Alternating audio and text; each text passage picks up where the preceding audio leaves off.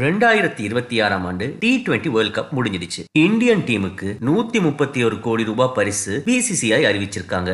யூடியூப திறந்தா Sanju Samson comeback videos. அத்துவான காட்டுக்குள்ள ஒத்தையில போறவனே ராவணம் அவன்டா, சுற்றி நின்று ஊரே பார்க்க ரணம் காண்பான். யூடியூப் பத்தாதுன்னு Facebook, Instagram எதை திறந்தாலுமே சஞ்சு சாம்சன் புகழாரம் தான். இந்தியன் டீம் மாறி மழை பொழியிற மாதிரி உலகம் முழுதும் பாராட்டி வாழ்த்து சொன்னாலும் சோசியல் மீடியால இன்னொரு வீடியோவும் வைரல் ஆகுது. செஞ்சோற்று கடன் தீர்க்க சேராத இடம் சேர்ந்து வஞ்சத்தில் விழுந்தாயடா. இந்த லைனை போட்டு 2 ஜீவனை அடிச்சு தாக்குறாங்க. அது வேற யாரும் இல்ல, சனத் ஜெயசூரிய, லசித் மலிங்க. அந்த நியூசிலாந்து ஸ்ரீலங்கா மேட்சை பார்த்து நாங்க கஷ்டப்பட்டோமோ இல்லையோ, இவங்க 2 பேரும் எதிர்கொண்ட சோதனை, வேதனை, அவமானம், வெட்கம் இவங்க 2 பேரையும் பாக்குறப்போவே புரிஞ்சுது. நம்ம நாட்டுக்காக தலை குனிஞ்சு நிக்க வேண்டிய 2 பேரா இவங்க. யார் இந்த மலிங்க? ஒரு யோக்க கிங். தனித்துவமான அந்த போலிங் ஆக்ஷன். ஸ்லிங்கா மலிங்க 2007 உலக கோப்பையில சவுத் ஆப்பிரிக்காவுக்கு எதிராக ஏதோ சவுத் ஆப்பிரிக்கா ஜெயிச்சிட்டானுங்கிறப்போ 4 போல்ல 4 விக்கெட். அது மட்டும் இல்ல, சில பல வருஷங்களுக்கு முன்னால மும்பை இந்தியன்ஸ்ல இருக்கப்போ பூமராங் பும்ரா கையில கூட டெத் ஓவர்ஸ்ல போல் இருக்காது. டெத் ஓவர்னா நம்மால் தான் என்ற அதிகாரத்தை கையிலேயே வச்சிட்டு இருந்த மனுஷன். இன்னைக்கும் சங்கக்காரர்கிட்ட 2014 T20 வேர்ல்ட் கப்பை எப்படி ஜெயிச்சிங்கன்னு கேட்டா டெத் ஓவர்ஸ்ல கண்டினியூஸா 24 யோக்கர் மலிங்க குலசேகர மாறி மாறி இது வரைக்கும் எந்த மேட்ச்லயும் நான் பார்த்தது இல்லைன்னு மார்பு தட்டி சொல்லி பெருமைப்பட்ட ஒரு பிளேயர். சரி, லசித் மலிங்கவை முடிச்சிட்டோமா? இப்போ ஜெயசூரிய. வெஸ்ட் இண்டீஸ்ல Chris Gayle, Travis Head, Abhishek Sharma இவங்க எல்லாம் படிச்ச ஸ்கூலோட ஹெட் மாஸ்டர்டா என்று சொல்ற அளவுக்கு கிரிக்கெட்ல பேரோங்கி இருந்த மனுஷன். அடினா அடி, பேய் அடி, மரண அடி. 96ல இருந்த legendary bowlers Courtney Walsh, கர்ட்லி Ambrose, Wasim Akram, வக்கா Younis, Glenn McGrath, Shane வான் போல் போடுறதுக்கு பந்த கையில எடுத்தானுங்கன்னா சும்மா வான வேடிக்கை. வானவில் மாதிரி அப்படி அறவட்டமா ஒயின்னு போய் பவுண்டரி லைன் மேல விழும். 92ல வந்த இசை புயல், அதுக்கப்புறம் வந்த நடன புயல். இந்த புயலை எல்லாம் 96 வேர்ல்ட் கப்ல அடிச்சு தள்ளின ஒரு அதிரடி புயல்.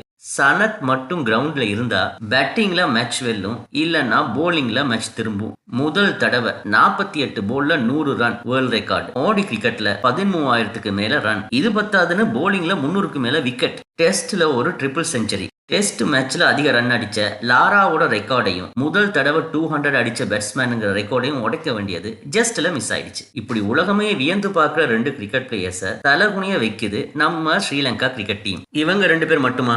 இந்த உலகமே பார்த்து வாய பொழந்த பிளேயர்ஸ் இருக்காங்க. சனத் ஜெயசூரிய, அரவிந்த் டி சில்வா, அர்ஜுன ரணதுங்க, சங்கக்கார, ஜெயவர்தன, முத்தையா முரளிதரன், சமிந்தவாஸ் இவங்க எல்லாரும் போட்ட விதையில வளர்ந்த ஆலமரம் தான் ஸ்ரீலங்கா கிரிக்கெட். இந்தியால காட் ஆஃப் கிரிக்கெட்னு பாராட்டப்படுற சச்சின் டெண்டுல்கர் பேட்டிங்க்கு எப்படியோ அதுக்கு இணையான போலிங் ஸ்டாட்ஸோட இருக்கிற ஒரே பிளேயர் நம்ம முத்தையா முரளிதரன். ஒரு 3-4 வருஷத்துக்கு முன்னாடி நடந்த ஒரு டிவி இன்டர்வியூல 2016 அப்புறம் ஸ்ரீலங்கா கிரிக்கெட் போர்ட் பக்கம் நான் தலை வச்சு கூட படுத்தது இல்லைன்னு சொல்றாரு. ஸ்ரீலங்கா கிரிக்கெட்டை எல்லாம் சரி பண்ணவே முடியாது, யார் கையில அதிகாரம் போனாலும் இதோட தலையெழுத்தை திட்டவட்டமா மாத்த முடியாதுன்னு சொல்றாரு. ஒருவேளை டீம்ல இருக்கிற பிரச்சனையை தேடி கண்டுபிடிச்சு சரி பண்ணாலும் கன்சிஸ்டன்டா இவங்களால மேட்சஸ்ல ஜெயிக்க முடியாதுன்னு சொல்றாரு. வெளியில இருக்கவங்க எல்லாம் இதுக்கு காரணம் கோச், மேனேஜ்மெண்ட்னு நினைப்பாங்க. ஆனா இதுக்கு முழு முதல் காரணம் பிளேயர்ஸ். விளையாட தெரிஞ்சவன் தான் அந்த இடத்துல இருக்கணும். எந்த ஒரு கோச்சாலையும் டூஸ்ராவை எனக்கு கத்து தர முடியாது, நானா தான் ஸ்கில்ஸை கத்துக்கணும். சங்கக்காரோட பேட்டிங் ஸ்கில்ஸ் சங்கக்கார தான் கத்துக்கணும். ரவி சாஸ்திரி ஒரு கிரிக்கெட் பிளேயர்ன்றதுக்காக கோலிக்கு டெக்னிக்ஸ அவரால சொல்லிக் கொடுக்க முடியாது. ஒரு பிளேயரோட ஸ்கில் அவனோட கையில தான் இருக்கு. மேன் மேனேஜ்மெண்ட் தான் டீமால கொடுக்க முடியும்னு சொல்றாரு. சமீபத்துல இன்டர்வியூ கொடுத்த மாவன் அத்தபத்து, சமிந்தவாஸ், அஷாந்த் திலகரத்ன இவங்களும் இதைத்தான் சொல்றாங்க. 96ல கொடி கட்டி பறந்த ஸ்ரீலங்கா டீம் இப்போ இந்த நிலைமையில இருக்கிறதுக்கு கிரிக்கெட் வல்லுநர்கள் சொல்ற காரணங்கள் என்னன்னா, ஃபர்ஸ்ட் கன்சிஸ்டன்டா ஆடுறதுக்கு ஒரு நல்ல கிரிக்கெட் டீம் இல்லைன்னு சொல்றாங்க. 2 மேட்ச் ஒழுங்கா ஆடுறானுங்க, அதுக்கப்புறம் 10 மேட்ச் ஆட மாட்டாங்க. செகண்ட், டொமஸ்டிக் ஸ்ட்ரக்சர்ல கிளப் கிரிக்கெட்டோட குவாலிட்டி ரொம்ப கம்மியா இருக்குது. இன்டர்நேஷனல் லெவல்ல போய் ஆடுறப்போ அந்த பிரஷரை ஹேண்டில் பண்ற திறமை பிளேயர்ஸ் கிட்ட இல்ல. மூணாவது, டிசிப்ளின், ப்ரொஃபஷனலிசம் அறவே இல்ல. ஃபிட்னஸ் இல்ல, ஆட்டிடியூட் இல்ல, ஒரு கேம் அவேர்னஸ் இல்ல. ஃபோர்த், ஸ்ரீலங்கா கிரிக்கெட் போர்ட்ல இருக்கிற பாலிடிக்ஸ் அண்ட் கரப்ஷன், டிசிஷன் மேக்கிங்ல இருக்கிற தவறுகள். அஞ்சாவது, அர்ஜுன ரணதுங்க, சங்கக்கார, மஹேல ஜெயவர்தன இவங்க எல்லாம் போனதுக்கு அப்புறம் ஸ்ட்ராங்கான லீடர்ஷிப் இல்லாம போனது. இந்த காரணங்களை எல்லாம் சொல்லி மத்தவன பாயிண்ட் அவுட் பண்ணிட்டு பெரிய பெரிய பிளேயர்ஸ் தள்ளி தள்ளி போறாங்க. சில பேர் இந்த மாசம் ஆரம்பிக்கிற ஐபிஎல் தான் நமக்கு முக்கியம்னு அதை நோக்கி போறாங்க. அப்போ கடைசியில தோத்து போன இந்த T20 ஆரிய கஞ்சி பழங்கஞ்சியா ஆகுது. அப்போ இனி அடுத்த T20 வேர்ல்ட் கப் இல்லனா 50 ஓவர்ஸ் வேர்ல்ட் கப் வரப்போ இதே மாதிரி சுத்தி நின்னு நம்ம தோக்குறதுக்கு என்ன காரணம்னு இன்னொரு இன்டர்வியூ, இன்னொரு டிஸ்கஷன், இதே பிளேயர்ஸ், இதே ரீசனை இதே மக்களுக்கு சொல்ல போறாங்க. ஆனா ஒரே ஒரு மனுஷன் ஆச்சரியமான ஒரு விஷயத்தை ஆரம்பிச்சிருக்கார். உங்களில் யார் அடுத்த மலிங்கன்னு தேசிய ரீதியில யங்ஸ்டர்ஸுக்கு போலிங் ஆடிஷன் ஆரம்பிச்சிருக்கார். இப்போ இந்த தேடல்ல டீம்ல இருக்கிற 11 பிளேயர்ஸ்ல ஒரு பிளேயர் மலிங்கக்கு நிகரா வந்தா நம்ம டீமுக்கு இன்னும் தேவைப்படுறது ஒரு சனத், ஒரு சங்கக்கார, ஒரு ஜெயவர்தன, ஒரு அரவிந்த டி சில்வா, ஒரு முரளிதரன், ஒரு சமிந்தவாஸ்.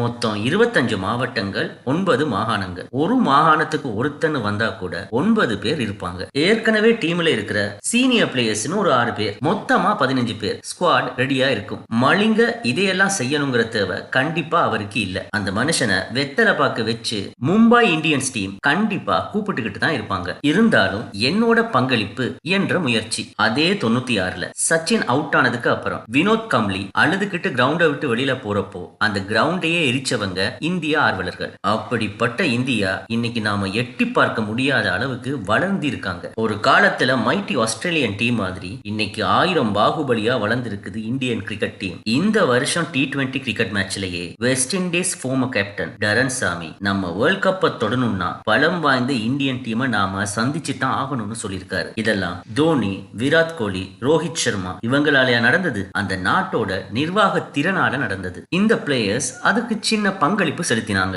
அப்படி என்ன நிர்வாக திறன்னா, கிரிக்கெட்டுக்கு ஐபிஎல், கபடிக்கு ப்ரோ கபடி லீக், ஃபுட்பாலுக்கு இந்தியன் சூப்பர் லீக், பேட்மிண்டனுக்கு பிரீமியர் பேட்மிண்டன் லீக், ரீசெண்டா இந்தியன் ஹாக்கி லீக் வரைக்கும் போயிட்டாங்க. ஒரு இன்டர்நேஷனல் ரெகக்னிஷனுக்கு ஸ்போர்ட்ஸ் தான் வழின்னு அதை நோக்கி வளர்ந்து போய்கிட்டே இருக்காங்க. ஐபிஎல் மாதிரியான பிரான்சைஸ் லீக்ல நான் நீனு போட்டி போட்டு அவன் தன்னுடைய முழு திறமையை காமிச்சு அந்த இந்தியன் கிரிக்கெட் ஜெர்சியை கையில வாங்குறதையே ஒரு சக்சஸ் வீடியோவா போடுறாங்க.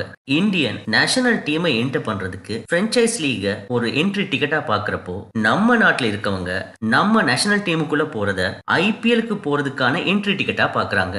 ஐபிஎல்ல 10 கோடிக்கு விலப்படுற ஒரு பிளேயர் நம்ம நாட்டுக்காக விளையாடுனா விளையாட மாட்டான், இன்ஜரின்னு படுக்கிறான். ஆனா இதுல என்ன தப்புன்னு அவன் கேட்கலாம். நம்ம நாட்டுல இலவசமா படிச்ச டாக்டர்ஸ், இன்ஜினியர்ஸ், அக்கௌண்டன்ட்ஸ் இங்க படிச்சு சம்பாதிக்கிறதுக்காக வெளிநாடு போறப்போ சின்ன வயசுல இருந்து கிரிக்கெட்டை மட்டும் தெரிஞ்சுக்கிட்ட நாங்க ஒரு பிரான்சைஸ் டீமுக்குள்ள போய் 40 வயசு வரைக்கும் தான் சம்பாதிக்க முடியும். அந்த சந்தர்ப்பத்தை யூஸ் பண்ணிக்கிறோம்னு சொன்னா தப்பு எதுவும் இருக்கிற மாதிரி தெரியல. ஆனா நம்ம எல்லாரும் புரிஞ்சுக்க வேண்டிய விஷயம் ஒண்ணு இருக்கு. இந்த உலக வரைபடத்துல ஏதோ ஒரு மூலையில் இருக்கிற நாட்டுக்கு போனா ஸ்ரீலங்கன் பாஸ்போர்ட்டுக்கு அங்கீகாரமா இருக்கிறது ஸ்ரீலங்கா கிரிக்கெட் மட்டும்தான். அதை நாம கவனீனமா விட்டுறக்கூடாது.